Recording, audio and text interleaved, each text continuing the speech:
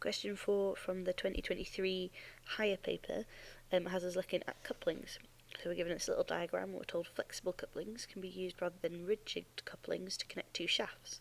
An example here is shown. So we've got some rubberized material between shaft A and B. And the question wants us to describe two advantages of using flexible couplings rather than rigid couplings. It wants us to state the name of another mechanical method of joining two shafts together as well.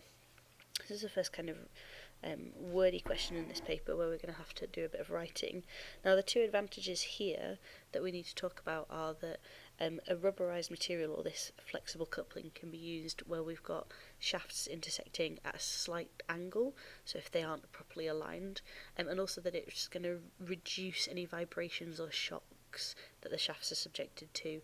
So you can write that in your own words. Let me grab a pen here.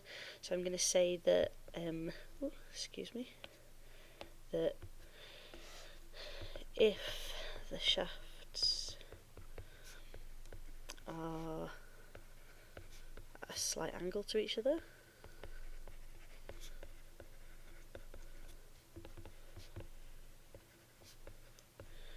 then this coupling allows them to still be coupled smoothly.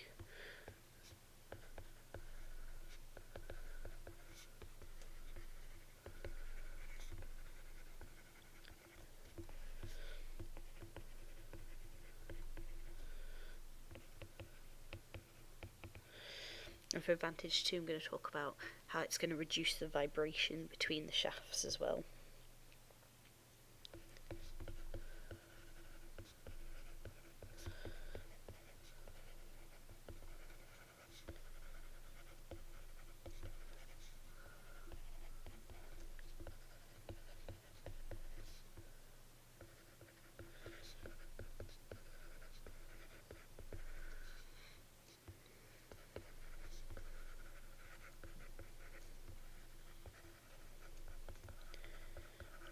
Great.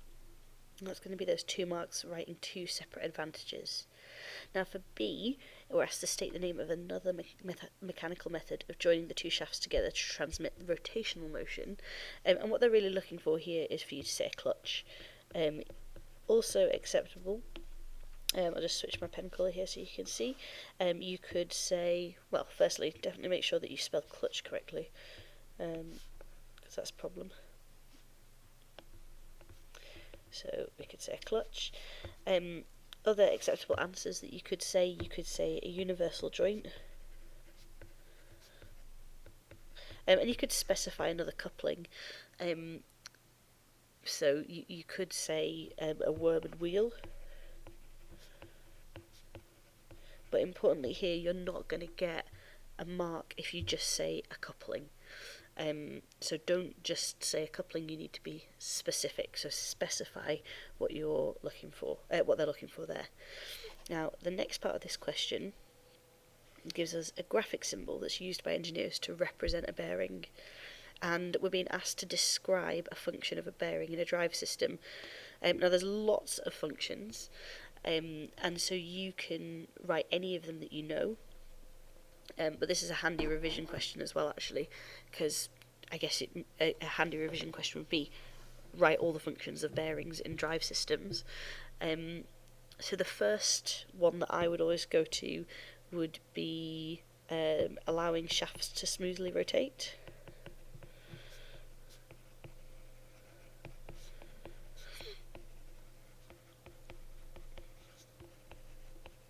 And notice here they've given you an awful lot of space. You don't really need to write a huge amount when you're describing. Make sure you are describing as well one function of the bearing. So allowing a shaft to smoothly rotate, or assisting in smooth rotation of any moving components. So you could say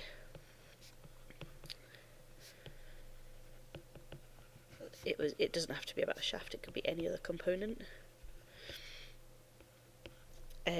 Other options here, we've got that it would support the weight of a shaft, so the shaft could still rotate while its weight was being supported. So allows a shaft to rotate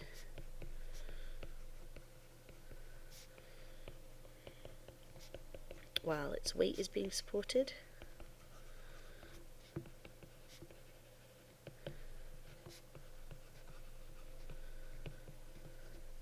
And remember, this is just one mark, so you don't need to write any more than this, and you're simply describing. Other options are that we could use them to reduce losses. And again, don't just write reduce losses, but you're going to have to say reduces losses of friction or of energy. And that happens because there is less contact surface area.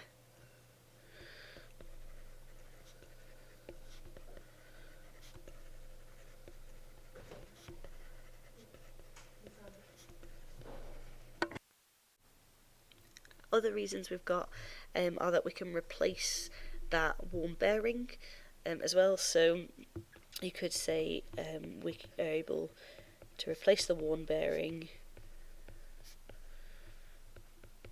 not the whole part.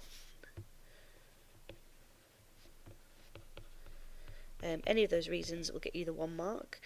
And don't be fooled into thinking that you've got to write 4 lines just because they give you 4 lines. Just a simply described function will be enough there for that 1 mark.